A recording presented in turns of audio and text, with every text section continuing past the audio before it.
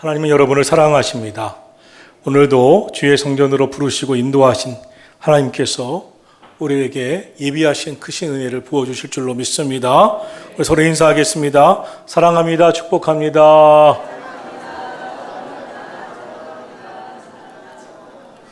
사랑하신 성도 여러분, 오늘 설교 제목은 힘에 겹도록 극심한 고난을 당하여입니다. 여러분의 인생에도 정말 힘에 겹도록 극심한 고난을 당할 때가 있었을 것입니다. 정말 살다 보면 그런 일 많이 당합니다. 저도 목회하면서 힘에 겹도록 극심한 고난을 정말 너무 많이 당했습니다. 그 중에 미국에서 이민교회를 할 때 한 번은 이민교회들이 모여서 운동회를 했습니다. 축구대회를 했습니다. 그런데 집사님 한 분이 한참 축구를 하다가 들어오면서 목사님 못할 것 같아요. 다른 선수 내보내주세요. 저 차에서 쉴게요 하면서 쉬겠다고 하셔서 선수를 교체하고 그분 차에 가보니까 얼굴이 완전히 새하얘 있습니다. 저는 군목을 했기 때문에 군목을 하면서 행군 중에 열사병으로 일사병으로 죽은 형제를 봤기 때문에 그 순간 딱 그 모습이 그때와 연상이 됐습니다. 그래서 빨리 병원 가자고, 응급실 가자고. 그 순간 차를 타고 대학병원 응급실로, 그땐 또 휴일이라 병원도 제대로 여는 데가 없었습니다. 응급실로 들어가면서 큰일 났다. 이 교회 큰일 났다. 이민교회 운동회 하다가 한 사람 죽으면 이민교회 무너지는데 하는 순간이 왔습니다. 들어가시는데 이 응급실로 들어가시는데 전 발바닥에서부터 시뻘거지더니 숨이 끊어졌어요. 그래갖고 이제 제세동기로 숨을 세우면서 그러시는 것을 보면서 그 아내 집사님 막 소리치면서 울고, 저도 이곳과 아내가 있는 곳에 오고 가면서 계속 기도가 나오는 거예요. 하나님 안 살려주시면 교회 무너집니다. 큰일 났습니다. 이거 어떻게 해야 됩니까? 그러면서 오고 가고 이 집사님은 막 울면서 회개를 하는 거예요. 자신이 신앙생활 잘못해서 열심히 내려고 하는 남편 교회 못 가게 해서 하나님 이렇게 된 것 같다고 막 울면서 회개를 하고 기도를 하는 거예요. 그리고 한참이 지나서 숨이 돌아왔어요. 그리고 정말 어려운 순간이지만 하나하나 고쳐가는 것을 봤습니다. 여러분 삶에는 힘에 겹도록 극심한 고난을 당할 때 무엇을 하고 어떤 생각을 품고 살아갑니까? 우리 교회를 개척하고 월세가 낼 수 없었을 때가 있었습니다. 월세에 대한 고민이 있었을 때 100만 원씩 월세를 내는데 이 상가 지금 우리 현대 3차 거기 삼거리에 2층 조그만 예배실에 월세를 100만 원씩 내야 되는데 100만 원도 없을 때가 있었습니다. 밤새 철야 기도로 정말 우스운 기도를 드렸습니다. 100만 원 주세요 하나님. 월세 주세요. 그런 어려운 때가 있었습니다. 그런데 화장실을 갈 때 그 새벽 5시간 동안 새벽 기도 시킬 때까지 계속 기도하다가 무릎 아파서 걸으면서 계속 하나님 이 물질적인 어려움 해결해 주세요. 정말 이러다가 교회가 무너집니다. 그렇게 답답한 마음으로 기도할 때가 있었습니다. 그때 하나님께서 응답하셔서 하나님이 다시는 물질로 고난당하지 않게 하시겠다고 하시고 정말 극적으로 하나님께서 해결해 주셨습니다. 어느 집사님이, 제가 부목사 할 때 서울에 있었던 집사님이 꿈속에 제가 자꾸 나타나더래요. 그리고 회사에서 성과급이 300만 원이 나왔다고 보내주시면서 3개월 월세가 해결되고 3개월 동안에 우리 교회 교인이 새신자가 오면서 3가정 이상 11조 교인이 나오면서 다 해결되고 더 이상 물질적으로 걱정하지 않았던 때가 있었습니다. 우리 인생에는 힘에 겹도록 극심한 고난을 당할 때가 있습니다. 오늘 성경에서 사도 바울은 그런 고백을 하고 있습니다. 고린도후서 1장 8절 형제들아 우리가 아시아에서 당한 환난을 너희가 모르기를 원하지 아니하노니. 바울 사도는 소아시아에서 제1차 전도 여행을 했습니다. 그때 이야기를 하고 있습니다. 그때 우리는 힘에 겹도록 극심한 고난을 당했습니다. 그래서 살 수 있을까 하는 소망까지 끊어졌습니다. 9절에 보면 마치 사형 선고 받은 것 같은 마음을 갖게 되었습니다. 나 사형 선고 받은 줄 알았습니다. 얼마나 괴로웠으면 그는 이런 극심한 고난을 당해 살 소망까지 끊어졌고 사형 선고 받았구나, 이제는 죽겠구나 하는 생각까지 했다고 하겠습니까? 살다 보면 힘든 문제를 만날 때가 한두 번도 아닙니다. 단순히 힘든 문제도 있지만 극심히 너무나 심하게 힘들어서 내 노력 다 쓰고 내 실력 다 쓰고 도울 만한 사람 다 도와준다고 해도 이 시련을, 이 환난을, 이 어려움을 극복하기 참 어려울 것 같다 하는 생각이 들어갈 때도 있습니다. 오늘 본문에서 바울 사도가 바로 그런 때를 지나고 있습니다. 그런데 사실 사도 바울의 삶에 보면 이러한 고통이 너무나 많았습니다. 고린도후서 11장 23절 이하에 보면 내가 매도 수없이 맞았고 여러 번 죽을 뻔했고 40에 하나 감한매를 5번이나 맞았고 3번 태장으로 맞았고 1번 돌로 맞았고 여러 번 강도의 위험을 당했고 거지 형제 중에 위험을 당했고 여러 번 굶었고 춥고 헐벗었노라 라고 하면서 자신이 힘에 겹도록 극심한 고난을 당할 때 이야기를 간증하고 있습니다. 상상을 초월합니다. 뿐만 아니라 그는 육체에 가시가 있었습니다. 그 육체의 가시는 질병으로 알려지는데 죽는 순간까지 고통을 준 그 질병은 떠나지 않았습니다. 얼마나 아프고 고통스럽고 통증이 심했으면 하나님 제발 이 육체의 가시를 해결해 달라고 하나님 앞에 작정 기도를 3번 이상 했다고 간증했습니다. 이처럼 바울 사도는 개인적인 질병 때문에 극심한 환난 때문에 외부에서 주는 고난 때문에 정말 힘에 겨울 정도로 고통스러워 죽을 것 같은 심정을 살아야만 했습니다. 그 정도면 그렇게 계속되는 고난이면 이젠 끝난 것이죠. 다 무너진 것이나 다름이 없습니다. 그런데 사도 바울이 놀랍게 그 극심한 고난을 다 이겨냅니다. 힘에 겹도록 극심한 고난을 다 이겨냅니다. 사형 선고 받은 것 같은 죽을 것 같았던 그 모든 어려움을 다 이겨냅니다. 오늘은 바울 사도는 그 어려움을 어떻게 이겨냈을까? 그때 무엇을 깨달았을까? 그리고 그러면서 하나님 주시는 어떤 음성을 들었을까? 우리 함께 생각하면서 은혜를 받기를 원합니다. 첫째로 사도 바울은 그때 극심한 고통을 당해서 사형 선고 받았던 것 같은 그때 바로 하나님이 하나님만 의지하게 하시는 것이구나 하는 것을 깨달았다는 것입니다. 본문 고린도후서 1장 9절을 보겠습니다. 이는 우리로 자기를 의지하지 말고 오직 죽은 자를 다시 살리시는 하나님만 의지하게 하심이라. 할렐루야. 그 순간 하나님께서 깨닫게 하신 것이 있습니다. 너 자신 의지하고 살지 마. 오직 하나님만 의지하며 살아봐. 죽은 자도 다시 살리시는 하나님만 의지하면서 살아봐. 이것을 하나님께서 깨닫게 하시는 순간이었다는 것입니다. 사도 바울은 정말 인맥도 대단했습니다. 정말 지식도 대단했습니다. 당대 최고의 학력을 가졌습니다. 바리새인 중에 바리새인입니다. 율법으로도 부족한 것이 없습니다. 로마 시민권자입니다. 그런데 그 고통을 당하는 순간은 다 소용이 없었다는 것입니다. 그 괴로운 순간은 그거 하나 다 소용이 없었다는 것입니다. 그런 죽을 고비를 넘나들면서 바울 사도가 진짜 깨닫게 된 것이 이 세상 살아가는 것은 하나님만 의지해야 되는구나. 하나님만 의지하는 삶을 살라는 것을 주님이 깨닫게 하시는구나.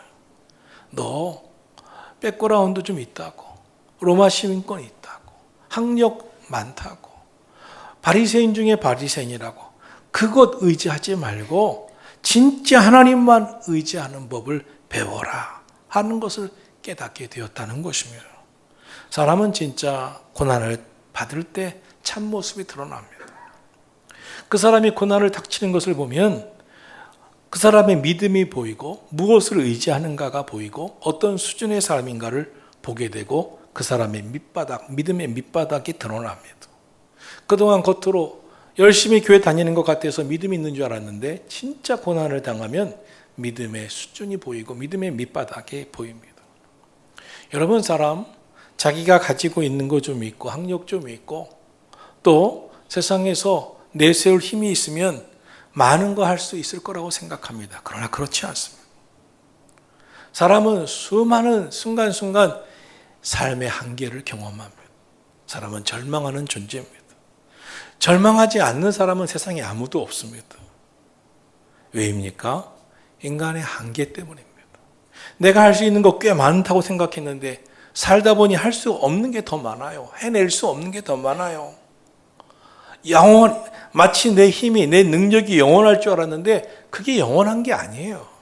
삼손이라는 사람이 있었습니다. 태어날 때부터 어마어마한 능력을 갖고 태어났습니다.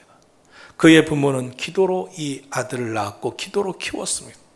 하나님은 이 삼손에게 많은 것을 주셨습니다. 그래서 어려서부터 엄청난 힘을 가졌습니다.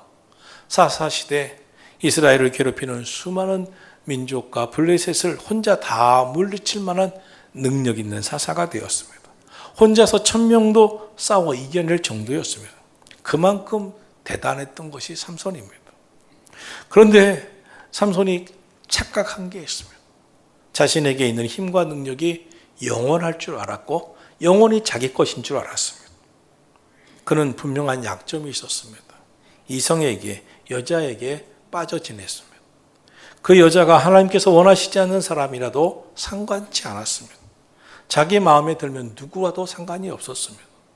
그런 가운데 블레셋 여성 들릴라가 그를 유혹합니다. 빠져들어갑니다.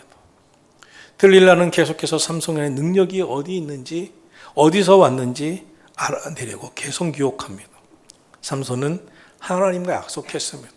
이 힘의 비밀, 능력의 비밀, 하나님 주신 축복의 비밀이 어디에 있는지 하나님과 삼손만 알기로, 삼손의 입으로 발설하지 않기로 그런 언약을 맺었고 그 때문에 하나님께서 끝까지 그를 책임져 주실 거라고 했는데 들릴라의 유혹에 다 말해버립니다.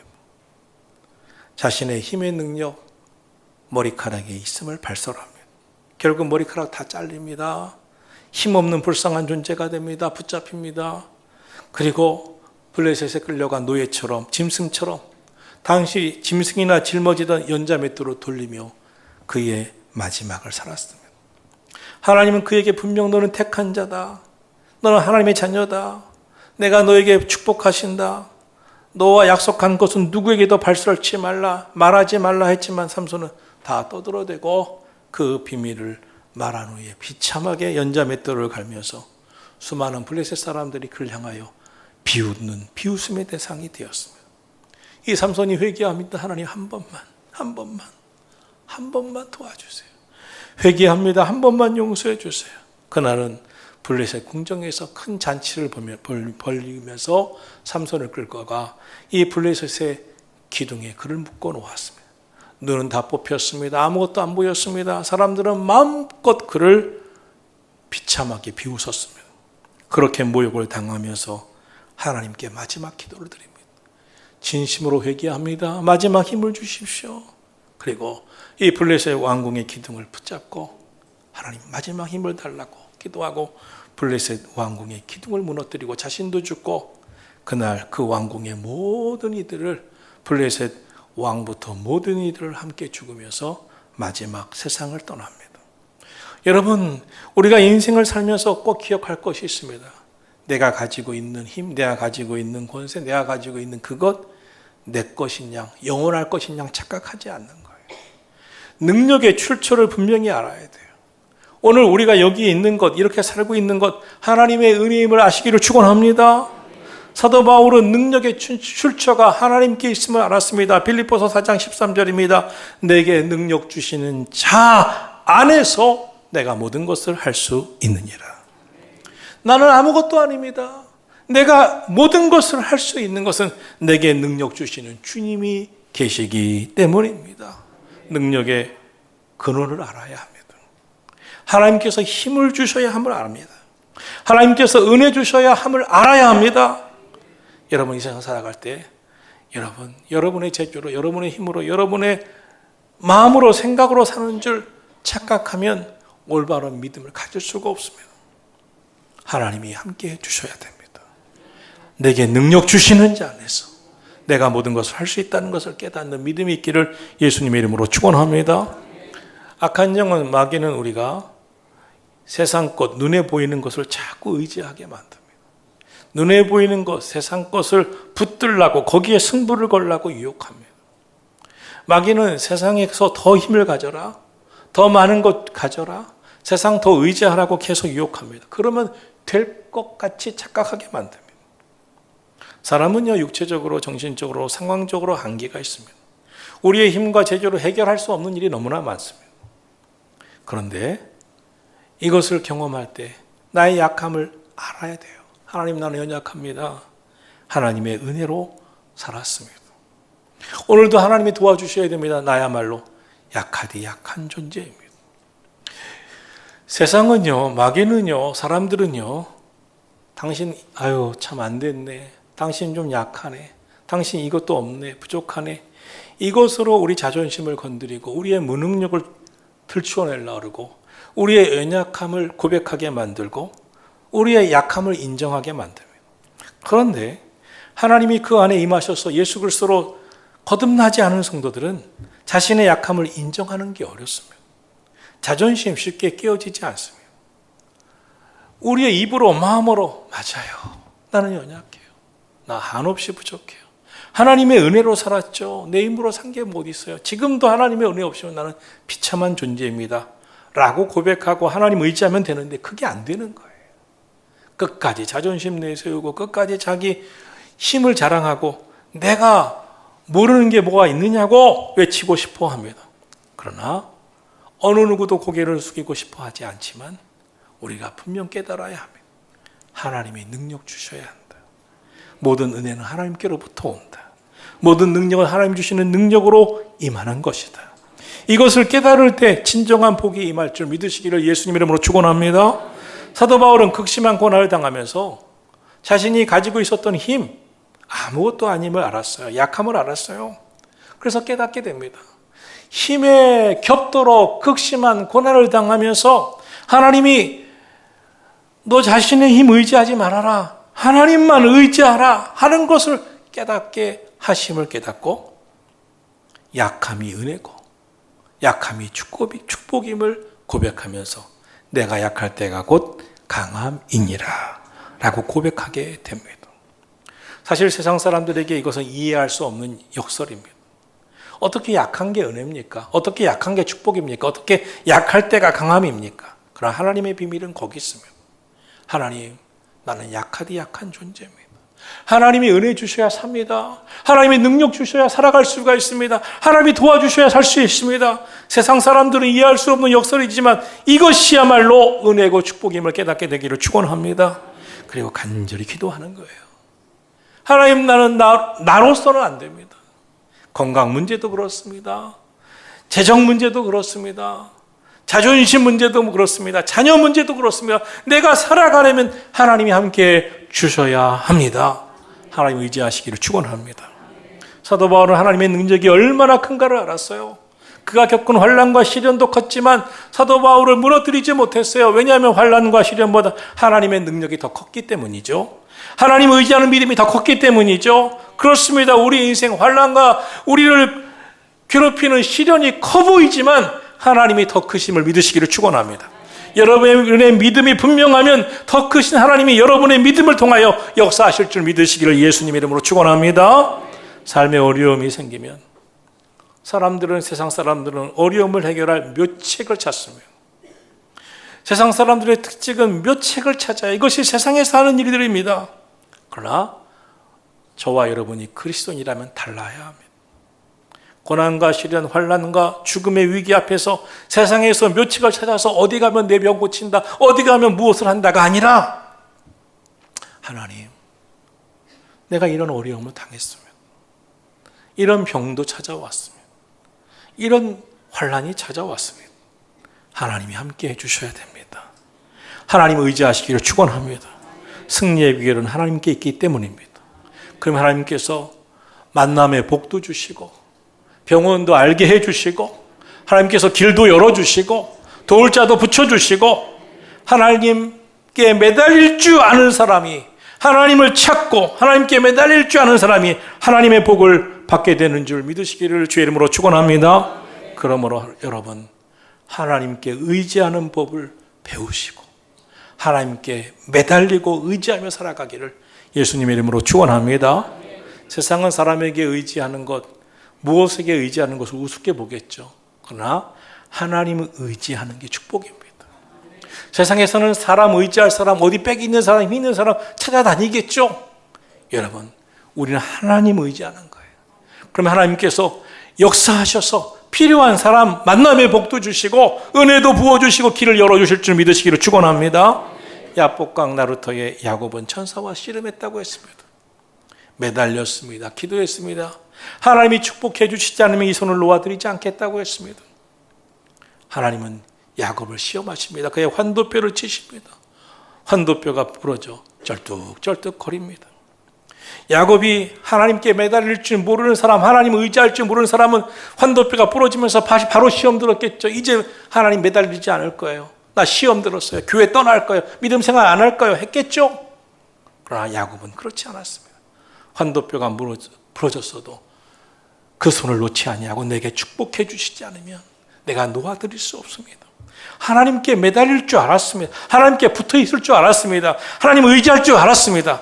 이것이야말로 그리스도인들의 기본 중의 기본입니다. 하나님께 매달릴 줄 아는 것, 하나님 앞에 붙어있을 줄 아는 것, 매달려 기도할 줄 아는 것이야말로 그리스도인의 기본 중의 기본입니다. 가장 위험한 때가 언제입니까? 하나님 없이도 되겠지. 하나님 손 붙잡고 있지 않아도 되겠지. 내 힘도 썩 괜찮아. 어디 가서 이만한 거 없어? 어디 가서 하나님 의지 않아도 내가 무엇을 할 것 같아? 고린도전서 10장 12절을 말씀합니다. 선줄로 생각하는 자는 넘어질까 조심하라. 무슨 말씀입니까? 착각하지 말라는 거예요. 성경은 말씀합니다. 선줄로 생각하는 순간 넘어진다는 거예요. 자신이 대단하다고 생각하는 순간 영락없이 깨어진다는 거예요. 성경은 말씀합니다. 너 자신을 의지하지 말라. 하나님 의지하라. 죄가 무엇입니까? 자기 소견대로 사는 것입니다. 자기 생각대로 사는 것입니다.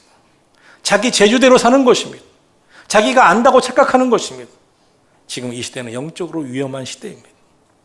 하나님 의지하기보다 자아를 더 의지하고 세상 더 의지합니다. 여러분은 어떤 분이십니까? 그럼 이 세상은 지금 어떻게 살고 있습니까? 자, 세상 의지했어요. 자아 의지했어요. 내 힘으로 하나님 없이도 살 수 있다고 생각하는 이 세상의 모습이 어떻습니까? 오늘날 우울증, 불면증, 각종 신경성 질환, 마음이 아픈 사람 한둘이 아닙니다. 사람들 대화를 하면 작은 일에 상처를 받습니다. 혈기를 못 참습니다. 작은 일에 상처받고 힘들어합니다. 중독으로 인해 고통받는 사람, 스스로 헤어나지 못한 사람, 삶의 늪에 깊이 빠져들어간 사람들 많습니다. 알코올 중독자, 마약 중독자, 인생의 쾌락을 조절할 줄 모르는 사람들, 그것뿐입니까? 공황장애, 강박증 겪는 사람, 유명한 연예인들도 공황장애를 겪으면서 죽고 싶은 충동을 느꼈다고 말하고 있습니다. 이 사회가 지금 이야기하고 있는 것이 무엇입니까? 인간이 얼마나 허약한지 연약한지를 보여주는 것입니다. 그럼 우리 어떻게 살아야 합니까? 하나님 의지하시기를 축원합니다.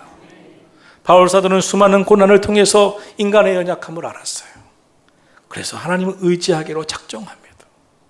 바울 사도에게도 육체의 가시가 있어서 하나님 이것 좀 해결해 달라고 작정 기도를 3번이나 했다고 했습니다.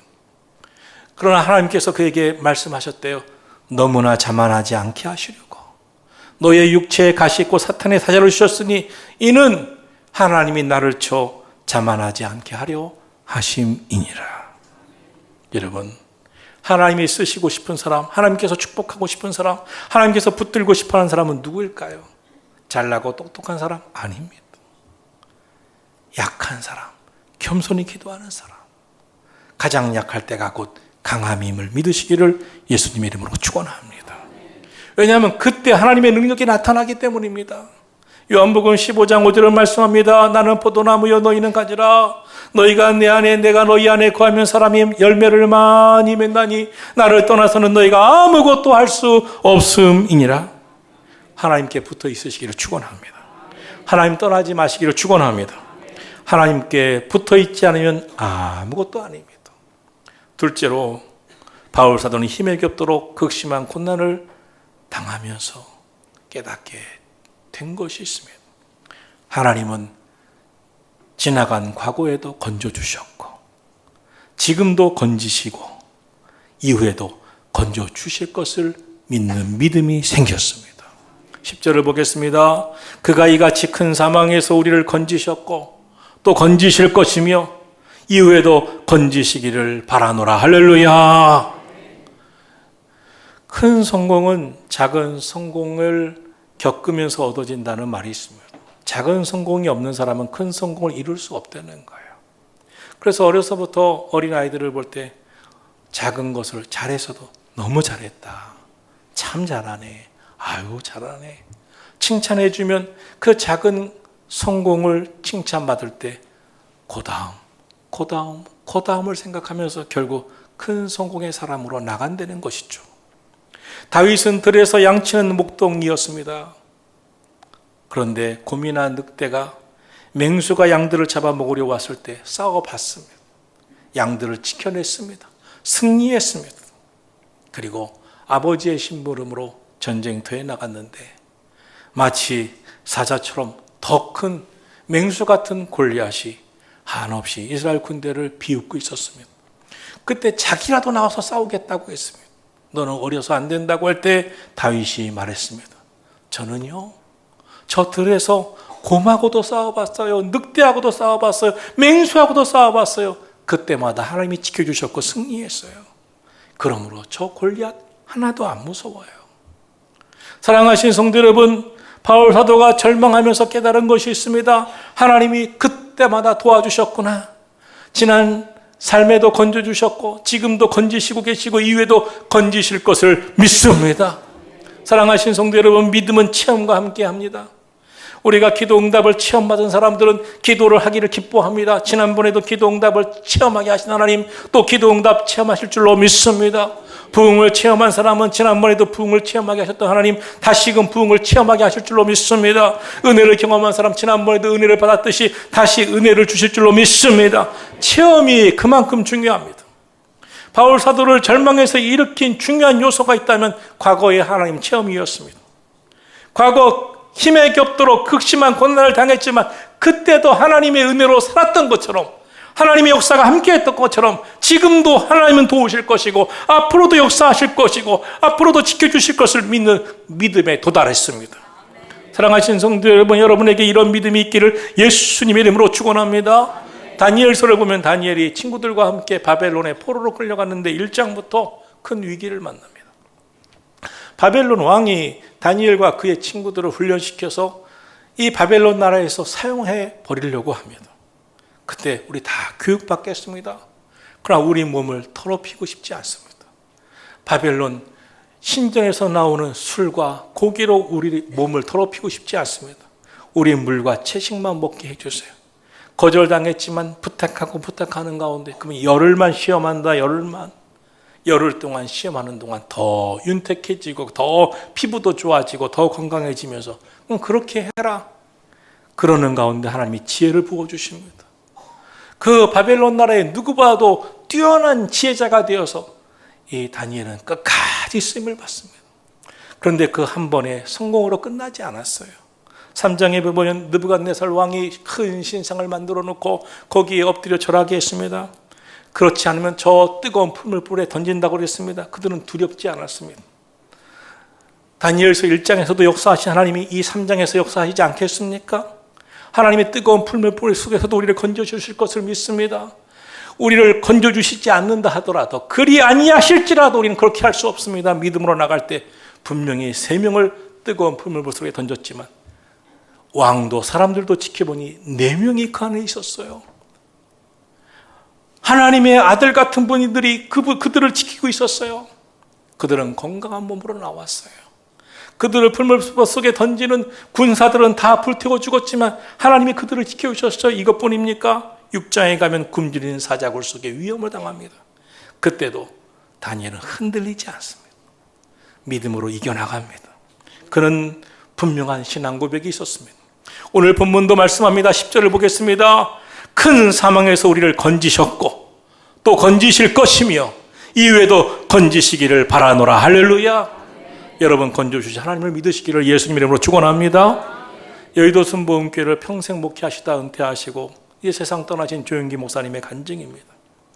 이분이 일찍부터 세계를 향해 복음을 전하시는데 1964년에 혼자서 브라질에 가 집회를 하고 돌아오셨습니다. 그다지 1964년 당시 한국은 세계 여행을 거의 하지 않았던 시대고 세계도 별로 비행기를 타고 여행이 많지 않았던 시대였습니다. 브라질에 가서 이 부흥의 집회를 잘하고 돌아오는 그런 공항에서 비행장에서 있었던 일입니다. 갑자기 브라질 경찰이 오더니 여권 좀 보자고 하더랍니다. 이제 비행기를 타야 되는데 그러더니 그 여권을 들고 어디론가 사라지더랍니다. 여권 가지고 어디 가냐고 화장실로 가더래요. 경찰이. 너무나 그때는 어리석어서 돈 달라는 걸 몰랐답니다. 그래서 쫓아다니고 안타까워만 하고 돈을 안 주니까 어디론가 사라지더래요. 그 경찰이. 그래서 이 목사님이 순진하셨던 때라 비행장에서 하나님 나 큰일 났다고 한국 못 돌아가겠다고 눈물로 기도하고 있는데 어느 미국 사람이 지나가다가 가만히 쳐다보더래요. 기도하는 모습을 가만히 지켜보더니 혹시 한국분 아니시냐고 조영기 목사님 아니시냐고 그래서 어떻게 아시냐고 내 친구가 한국에 가서 선교사를 하는데 한국에 희한한 사람이 나타났는데 폐병으로 죽다가 하나님께서 고쳐주셔서 지금 목사가 된 사람이 있는데 그 사람하고 찍은 사진이라고 보내준 사진을 얼마 전에 받았는데 그 사진 보면서 야 하나님의 능력이 지금도 살아있구나 하는 것을 느꼈는데 바로 내 눈앞에 계시다니요 하면서 무슨 문제라고 무슨 문제가 있느냐고 묻더래요. 그래서 이런 이야기를 하니까 자기 딸을 데려오더니 그 예쁜 딸이 포르투갈어 이 브라질 사람들은 포르투갈어를 쓰니까 포르투갈어를 잘 쓰는 아이가 와서 그 모든 문제를 풀면서 여권도 받고 돌아올 수 있었대요. 그때 조영기 목사님이 이런 마음이 확 들더래요. 하나님은 극심한 어려움만 주시는 것이 아니구나. 예비하신 은혜와 축복이 항상 그 옆에 따라 있구나. 그래서 그 이후 50년 이상 목회하실 때마다 아주 극심한 어려움이 찾아올 때마다 하나님이 예비하신 은혜는 어디에 준비해놨지? 그걸 찾아보면서 하나님이 예비하신 은혜를 볼 수 있는 눈을 뜨게 해달라고 기도했더라는 거예요. 사랑하시는 성도 여러분, 여러분의 인생에 정말 힘에 겹도록 극심한 고통이 찾아올 때 하나님은 예비하신 은혜가 있음을 기억하시고 오늘도 기도하면서 영의 눈을 뜨시고 와 하나님이 이런 응답을 주시려고 하셨었구나. 이런 은혜로 하나님의 살아계심을 경험하게 하시려고 하셨었구나. 은혜를 깨닫게 되기를 예수님 이름으로 축원합니다. 하나님은 고난 주시는 분이 아니라 예비하신 은혜로 우리를 향하여 기다리고 계시는 분이심을 믿으시기를 예수님 이름으로 축원합니다. 셋째로 사도 바울은 극심한 고난을 당하면서 기도하면 응답받는구나. 그러므로 기도하면서 도와달라고 말해야 되겠구나. 이런 깨달음을 얻었습니다. 11절입니다. 너희도 우리를 위하여 간구함으로 도와라. 이는 우리가 많은 사람의 기도로 얻은 은사로 말미암아 많은 사람이 우리를 위하여 감사하게 하려 함이라. 바울 사도는 어려움을 당할 때마다 많은 성도들이 기도함으로 회복하고 이기는 경험을 했습니다. 정말 그 극심한 어려움을 어떻게 이겼는가? 수많은 사람들이 기도해줘서 응답받고 이겼었구나 하는 것을 깨달았어요. 그래서 늘 입을 열어서 부탁합니다. 우리를 위해서 기도로 도와주세요. 우리를 위해서 기도 좀 해주세요. 그때마다 기도로 응답받고 많은 사람들이 저도 함께 기도했습니다. 저도 함께 기도했습니다 하면서 하나님 앞에 영광을 돌리고 감사를 돌릴 수 있었다는 것입니다. 사랑하신 성도 여러분, 기도야말로 하나님을 의지하는 자가 할 수 있는 것입니다. 하나님을 의지하지 않는 사람은 기도하지 않습니다. 하나님을 의지하고 깨어 기도하기를 예수님의 이름으로 축원합니다. 독일의 종교개혁자 멜랑히토는 환난과 공고가 나를 골방으로 몰아넣어 기도하게 하지만 그 기도는 내 삶의 환난과 공고를 다 물리친다고 말했습니다. 여러분의 인생에 극심한 고난을 당할 때 기도하지 않고서는 견딜 수 없게 하나님은 하셨지만, 그때 간절한 마음으로 기도하면 여러분의 인생의 환난과 곤고는 다 떠나갈 줄 믿으시기를 예수님의 이름으로 축원합니다. 사도행전 12장에 보면 사도 야고보가 순교를 당합니다. 곧장 베드로를 옥에 가둡니다. 그리고 베드로를 이제 처형하려고 하는데 6월절이 와서 6월절 행사가 끝나자마자 사도 베드로를 죽이려고 합니다. 그때 초대교회 예루살렘 교회 교인들이 마가이다 락방에 모여서 베드로 사도는 살려주셔야 합니다라고 기도합니다.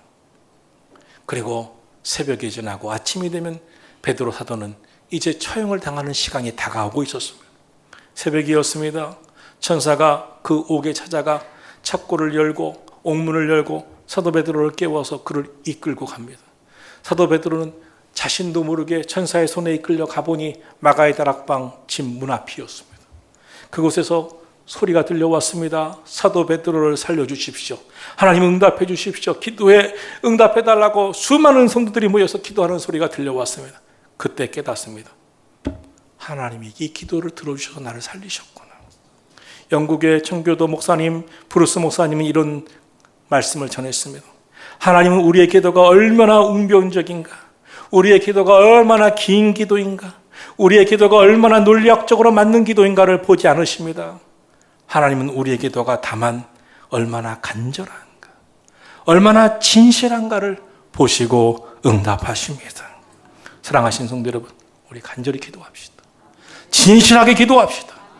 하나님이 우리가 힘에 겹도록 극심한 고난을 당해서 사형 선고받은 것 같이 살 희망도 없어지는 그런 순간이 와도 하나님만 의지하고 간절히 기도하면 건져주셨던 하나님 건지실 것이고 이후에도 건져주실 것을 믿으시기를 예수님의 이름으로 축원합니다. 기도하겠습니다.